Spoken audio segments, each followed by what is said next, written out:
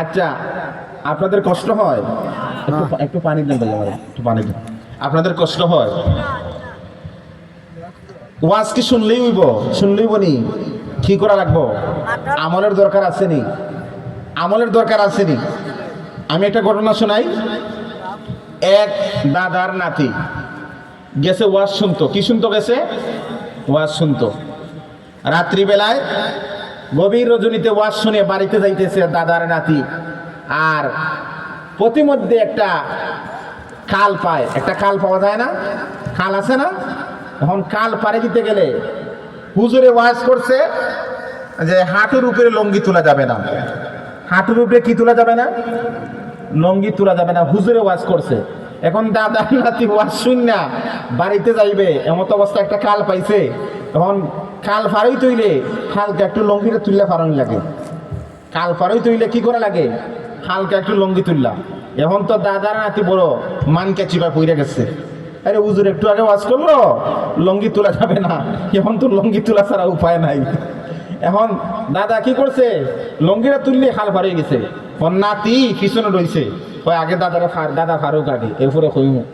এখন সুযোগে নাতি হইতেছে, দাদা একটু আগে তো হুজুরে ওয়াজ করলো, আপনার খানেতে ঢুকছে না যে হাঁটুর লঙ্গি তোলা যাবে না? তখন দাদা কয়, নাতি রে সারাটা জীবনে ওয়াজ শুনে আইছি, ওয়াজ আর ইফারে আনতে পারছি না, ইফারে তুই আইসি ওয়াজ। তা আমরা এই অবস্থা যে ওয়াজ শুনি ঠিকই, প্যান্ডেলে এসে ওয়াজ শুনি, কিন্তু আমলে নাই। আমলে নাই।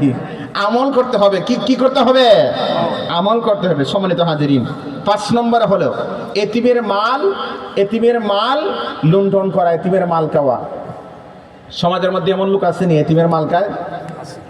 এতিমের মাল খাওয়া এটা হচ্ছে ধ্বংসাত্মক একটি অপরাধ।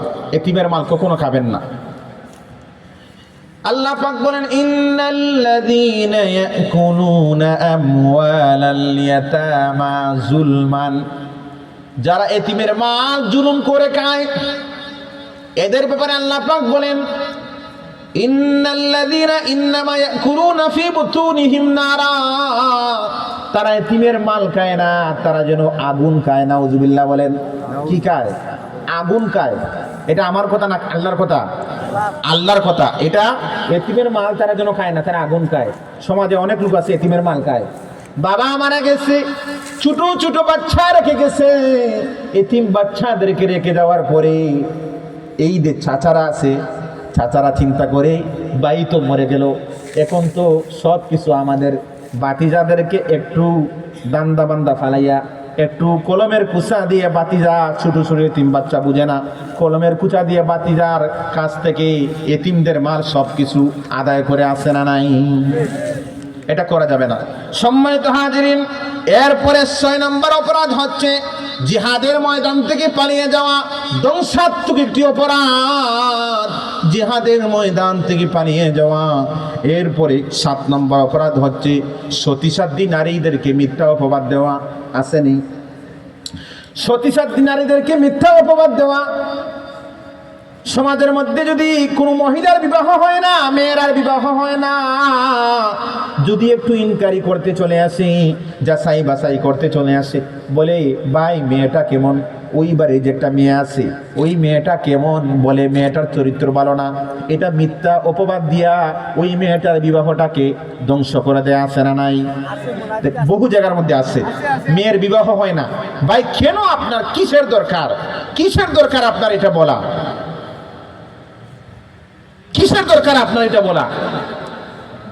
আপনাকে বলছে যে মেয়েটা কেমন, বলবেন যে ভাই ভালো আছে, অথবা বলবেন ভাই আমি ভালো সব রকম জানতে পারতাম না, আপনি অন্য কোথাও কাউকে বলেন।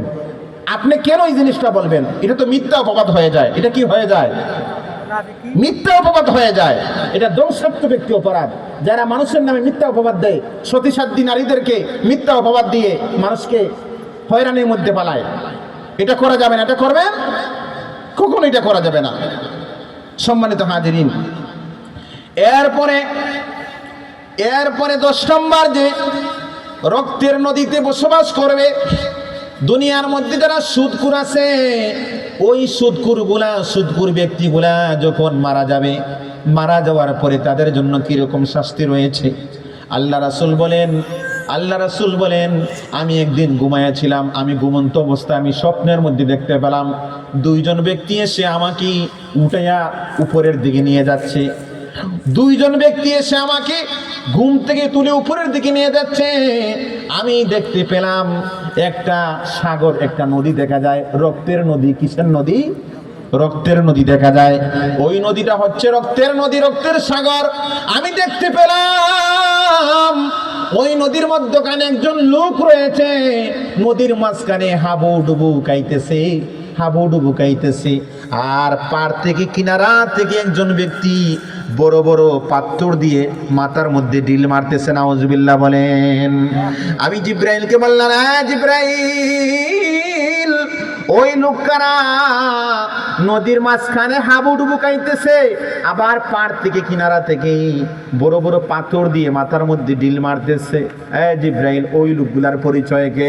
এবার জিব্রাইল বলতেছে, ইয়া রাসূলুল্লাহ, ইয়া হাবিবাল্লাহ, নদীর রক্তের সাগরে নদীর মাঝখানে যে মানুষটা হাবুডুবু খাইতেছে রক্তের নদীতে, ওই লোকগুলা হলো দুনিয়ার মধ্যে যারা গরিবের রক্ত চুষে খাইছে, দুনিয়ার মধ্যে বসে বসে যারা সুদ খাইছে, ওই সুদখোরদেরকে আল্লাহ পাক এরকম করে শাস্তি দিচ্ছেন, কিয়ামত পর্যন্ত এরকম করে শাস্তি দিবেন। নাউজুবিল্লাহ বলেন। দুরূদ শরীফ পড়েন। সাল্লাল্লাহু